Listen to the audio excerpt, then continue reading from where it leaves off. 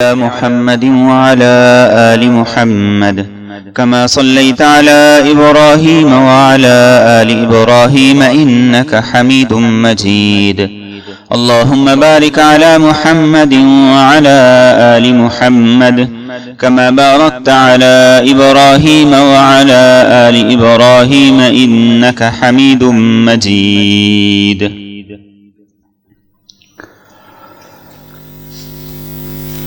رسول کریم صلی اللہ علیہ وآلہ وسلم نے ہمیں جو دین اللہ کی طرف سے لا کر دیا ہے اور جس دین کو ہم تک پہنچایا ہے، اس دین کی سب سے بڑی خوبی یہ ہے کہ اس کے اندر اعتدال ہے. اس دین کی سب سے بڑی خوبی یہ ہے کہ اس دین پر عمل کرنا ہر ایک کے لیے نہایت آسان ہے. فرائض بہت تھوڑے سے ہیں. آپ عبادات کے فرائض دیکھ لیجئے، 5 وقت کی نماز ہے. آپ روزے کے فرائض دیکھ لیجئے، 1 مہینہ سال میں روزے ہیں. آپ حج کے فرائض دیکھ لیجئے، زندگی میں 1 مرتبہ حج ہے. آپ اسی طریقے سے دوسرے معاملات دیکھ لیجئے، فرائض تھوڑے ہیں. اس کے ساتھ پھر نوافل، نفلی عبادات، وہ ہر آدمی کو کہا اپنی وسعت کے مطابق، اپنی کوشش کے مطابق، اپنی گنجائش کے مطابق وہ ادا کرتا رہے، اور اس میں کسی کو پابند نہیں کیا گیا. اس طریقے سے کہ اگر وہ نہ کرے گا تو گناہگار ہوگا، نہ کرے گا تو اسے گناہ ہوگا، ایسی بات نہیں کی گئی.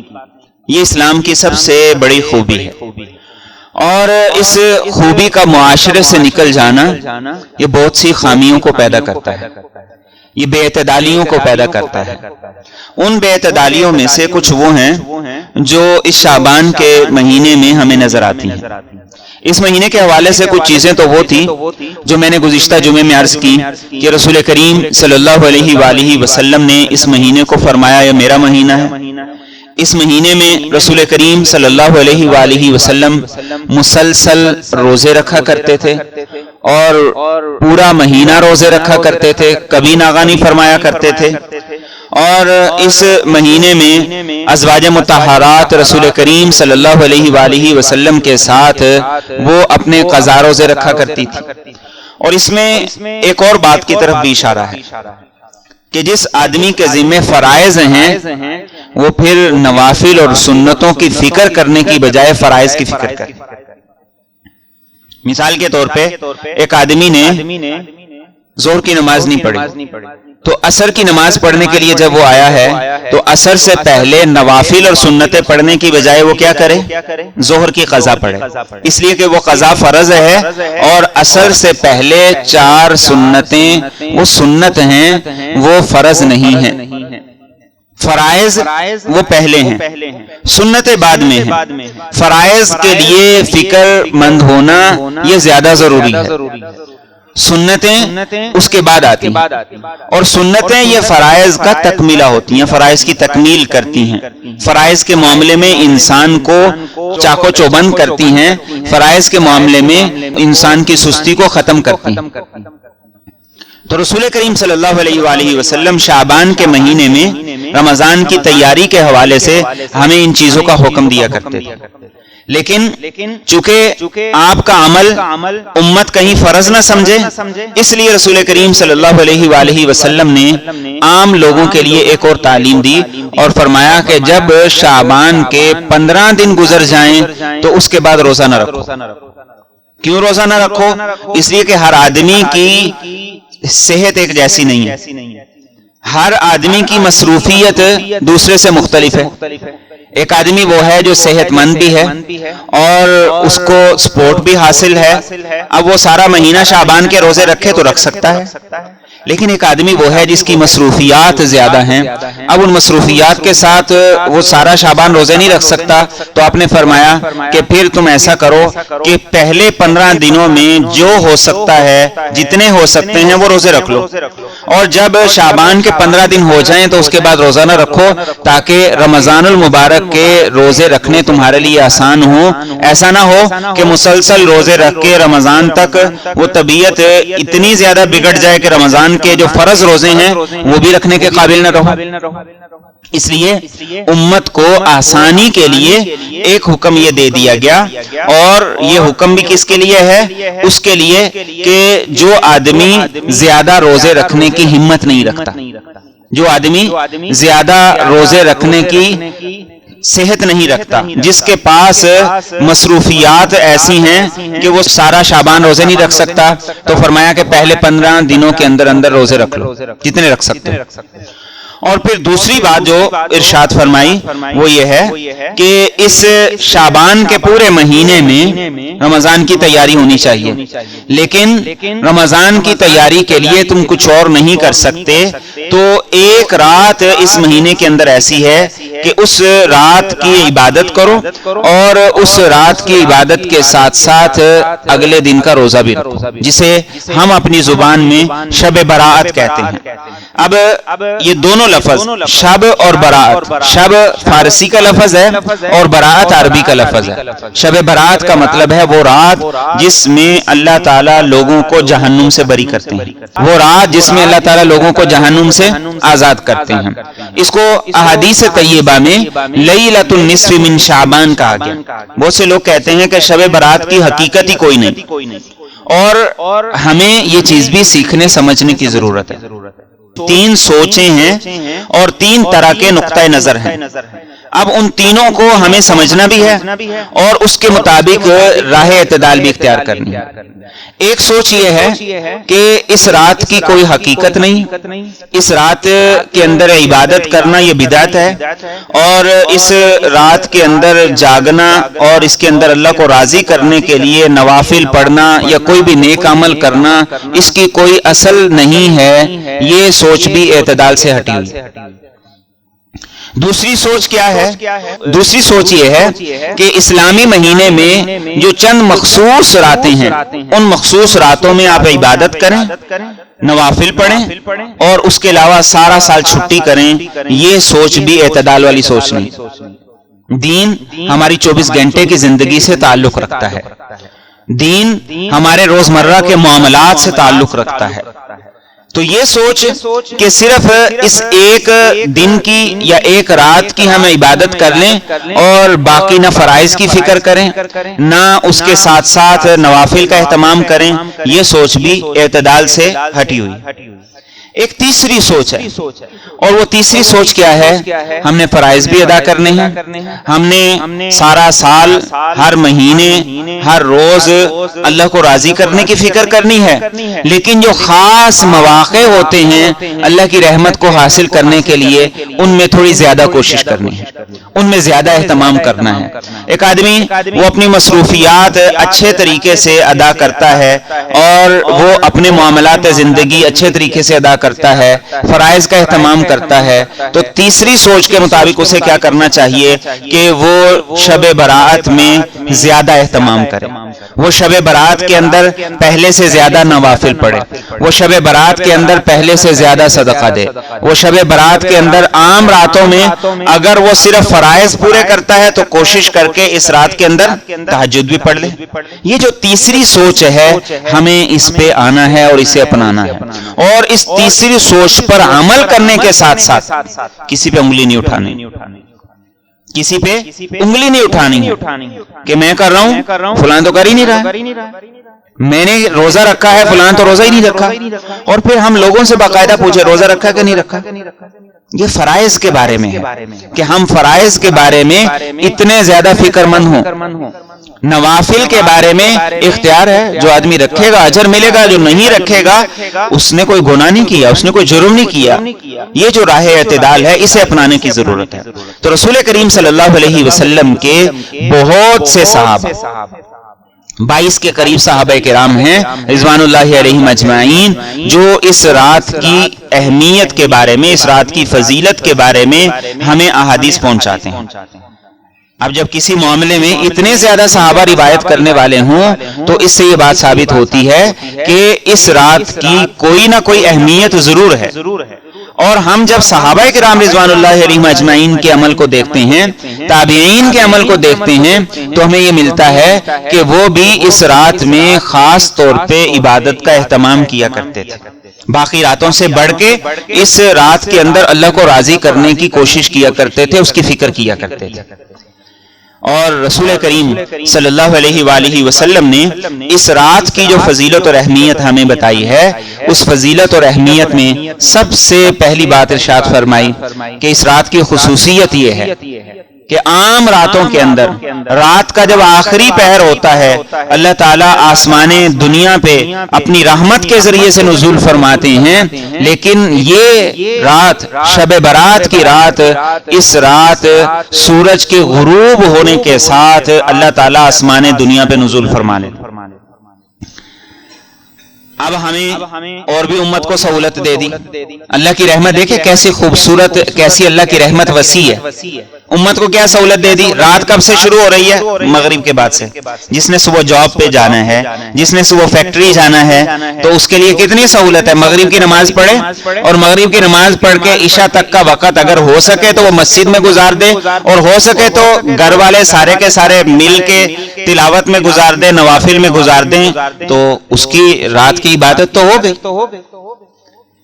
تو نبی رحمت صلی اللہ علیہ وآلہ وسلم فرماتے ہیں کہ رات کے آغاز سے اللہ تعالیٰ آسمان دنیا پر اپنی رحمت سے نزول فرماتے ہیں، اور اللہ کی طرف سے اعلانات شروع ہو جاتے ہیں، حل من تائب، کوئی توبہ کرنے والا ہے، حل من مستغفر، کوئی مغفرت مانگنے والا ہے، حل من مسترزق، کوئی رزق مانگنے والا ہے، اور کوئی ایسا ہے جو اپنے مسائل کے لیے مجھ سے مانگے اور التجا کرے۔ ہماری سوچ کیا ہے؟ ہماری سوچ یہ ہے کہ رات کے جب 12 بجیں گے پھر عبادت کا ٹائم شروع ہوگا، اور وہ سارے کا سارا وقت وہ غفلت میں گزرتا چلا جاتا ہے۔ نبی رحمت صلی اللہ علیہ وسلم فرماتے ہیں اس رات کی خصوصیت ہی یہ ہے کہ رات کے آغاز سے غروب آفتاب کے بعد اللہ تعالیٰ آسمان دنیا پر اپنی رحمت کے ساتھ نزول فرماتے ہیں، اور رات کے اختتام تک یعنی صبح تک مسلسل اللہ کی طرف سے یہ اناؤنسمنٹ ہوتی رہتی ہے۔ اب دینے والا کریم رب وہ مسلسل اناؤنسمنٹ کر رہا ہے، اور لینے والے بندے اپنی مصروفیات میں اور فضول کاموں کے اندر مصروف ہیں، انہیں اندازہ ہی نہیں ہے کہ اللہ کی طرف سے اتنی اہم اناؤنسمنٹ ہو رہی ہے، اتنا زبردست اعلان ہو رہا ہے۔ اور آج ہم میں سے کون آدمی وہ ہے جو مہنگائی کا رونا نہیں روتا؟ اور اللہ کی طرف سے کیا کہا جا رہا ہے؟ حل من مسترزق، کوئی ہے جس کے کاروباری مسائل میں حل کر دوں، کوئی ہے جو اپنی مشکلات میرے سامنے رکھے اور میں اس کی مشکلات سے نکلنے کا راستہ بنا دوں۔ تو کتنا آسان ہے اس رات کو جاگنا، کتنا آسان ہے اس رات کی نبی کریم صلی اللہ علیہ وسلم کی سنت کے مطابق اور آپ کے طرز عمل کے مطابق عبادت کرنا۔ اور پھر ہمارا ایک اور مزاج ہے، اور وہ مزاج یہ ہے کہ اس رات کی خاص عبادت بتائیں، اس رات کا خاص وظیفہ بتائیں۔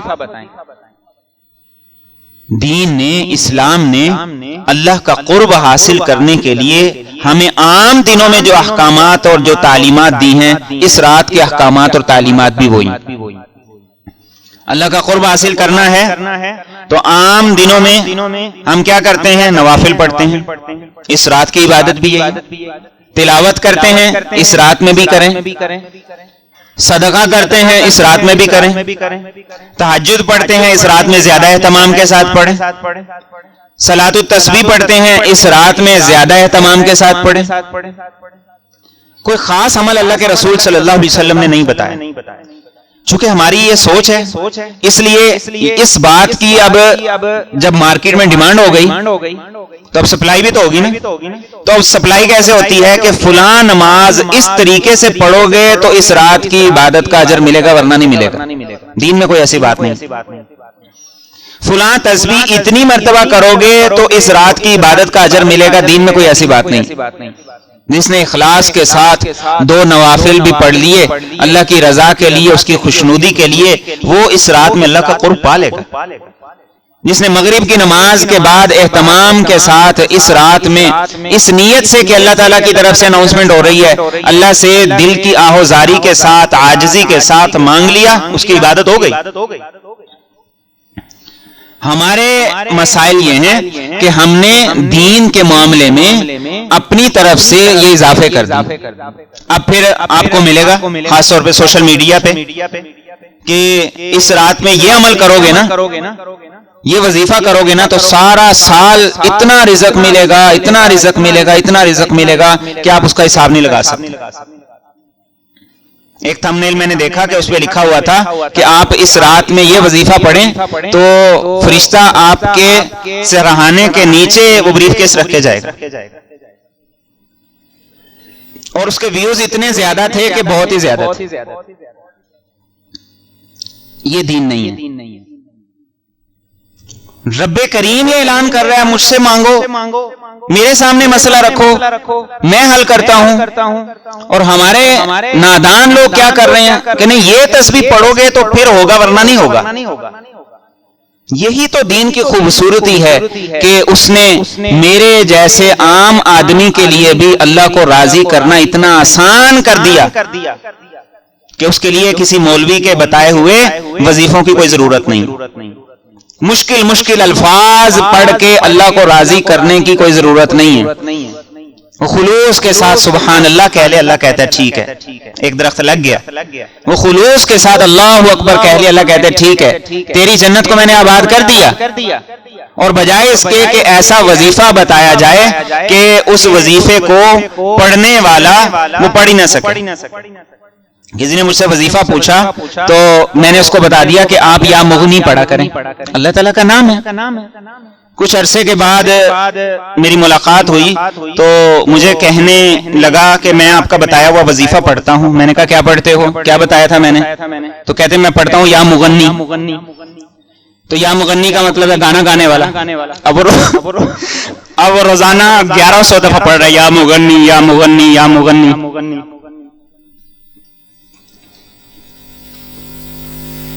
تو اللہ کو راضی کرنا کتنا آسان کام ہے۔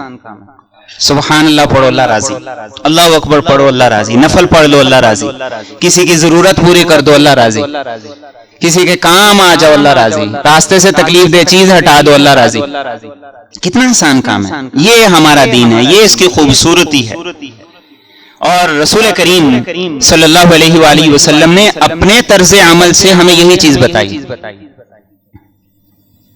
سیدہ عائشہ صدیقہ رضی اللہ تعالیٰ عنہ ایک حدیث مبارکہ ہے، بڑی خوبصورت ہے اور بڑے اسباق ہیں اس میں۔ ہمیں سیدہ عائشہ صدیقہ رضی اللہ تعالیٰ عنہ فرماتی ہیں کہ اللہ کے رسول صلی اللہ علیہ وسلم کی عادت مبارکہ یہ تھی، اور یہ سیکھنے کی چیز ہے۔ اللہ کے رسول صلی اللہ علیہ وسلم کی عادت مبارکہ یہ تھی جب آپ گھر تشریف لے آتے تھے تو ازواج مطہرات کے پاس بیٹھ جاتے تھے۔ جس زوجہ مطہرہ کی باری ہوتی اس کے پاس آپ بیٹھ جایا کرتے تھے اور بیٹھ کے بات چیت کیا کرتے تھے۔ دن بھر کی روٹین معمولات، انہوں نے کوئی بات کرنی ہوتی تو آپ وہ کرتے بھی تھے، سنتے بھی تھے۔ اور رسول کریم صلی اللہ علیہ وسلم اس کے بعد لیٹ جایا کرتے تھے۔ یہ رسول کریم صلی اللہ علیہ وسلم کا طرز عمل ہوا کرتا تھا۔ ہمارا طرز عمل کیا ہے؟ گھر سے باہر بھی کاروبار، گھر کے اندر بھی کاروبار۔ بیوی اپنے موبائل میں مصروف ہے اور میاں صاحب اپنے موبائل میں مصروف ہے۔ میاں صاحب عورتوں کو دیکھ رہے ہیں موبائل پہ اور بی بی صاحبہ مردوں کو دیکھ رہی ہیں موبائل پہ۔ رسول کریم صلی اللہ علیہ وآلہ وسلم نے یہ ہمیں بتایا کہ بیوی کا حق ہے کہ آپ گھر جا رہے ہیں تو آپ جائیں، اور خاص طور پہ ہم لوگ جو جوائنٹ فیملی سسٹم کے اندر رہتے ہیں، خواتین کے اپنے ہی مسائل ہوتے ہیں۔ وہ مسائل وہ ڈاکٹر کو نہیں بتا سکتے۔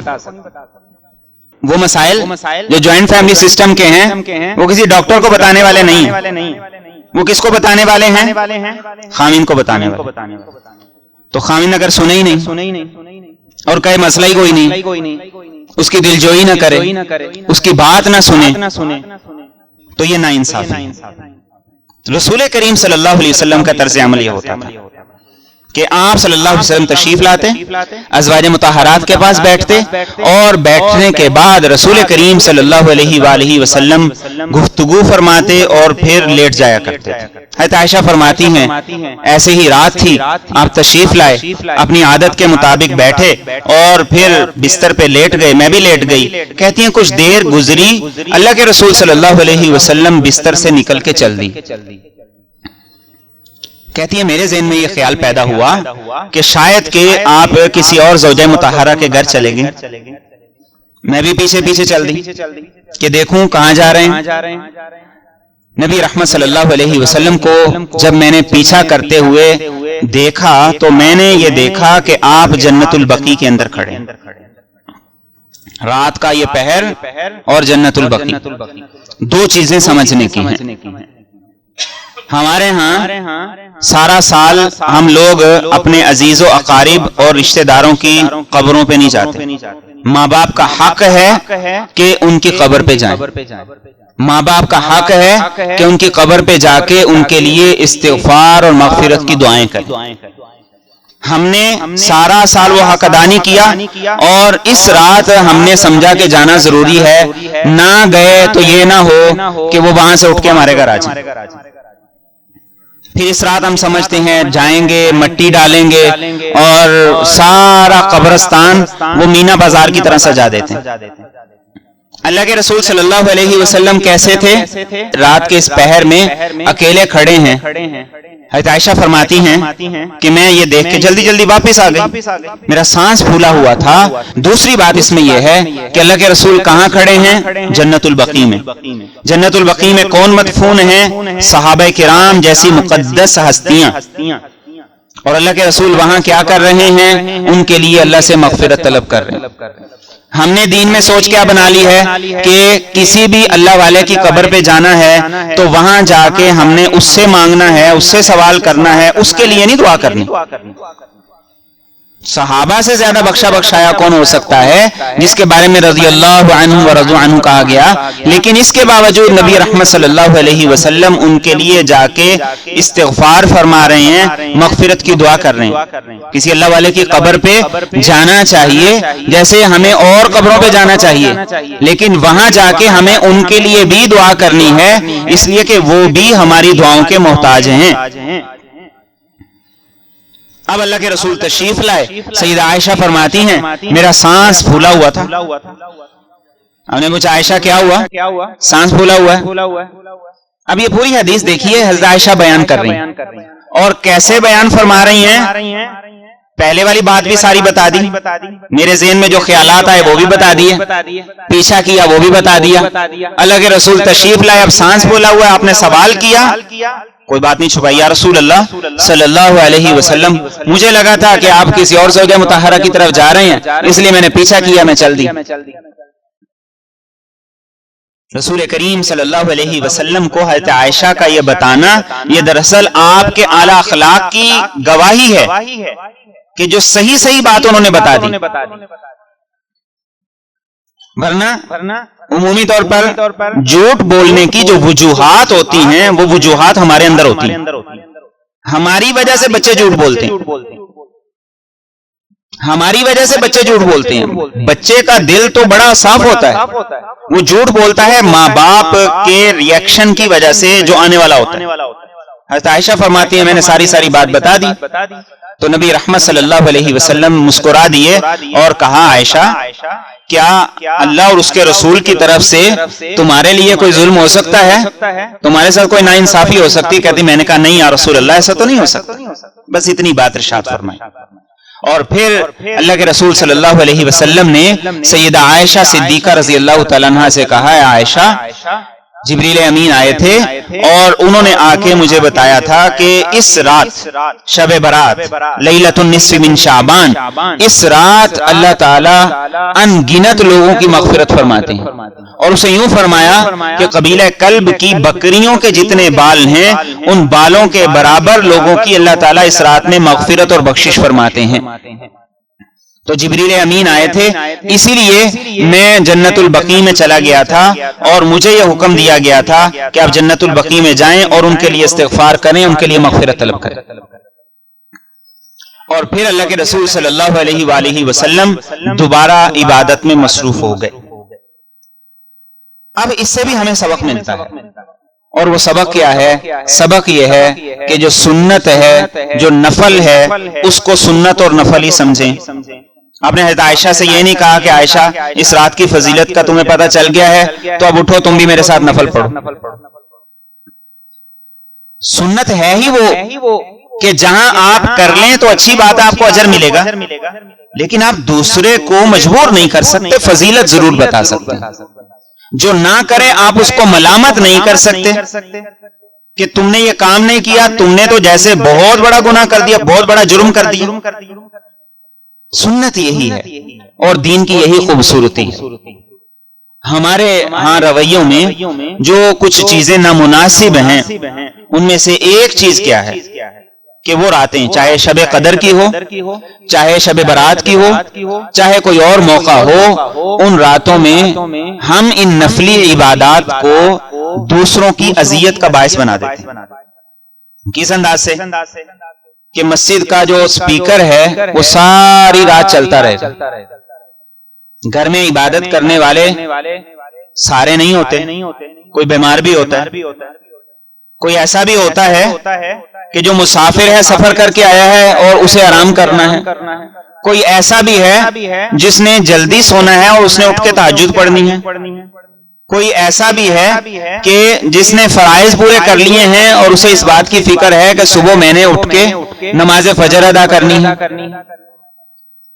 تو ہمارے یہ طرز عمل یہ کیا کرتے ہیں؟ ہمارے یہ طرز عمل دوسروں کی دل آزاری کا اور ایذا کا ذریعہ بنتے ہیں، اور جس کا مسجد کے قریب گھر ہے تو گویا کہ وہ پھر یہی سوچتا ہے کہ میں نے شاید غلطی کر لی ہے مسجد کے پاس گھر لینے کی۔ عبادات کیا ہیں؟ نفل ہیں۔ عبادات کیا ہیں؟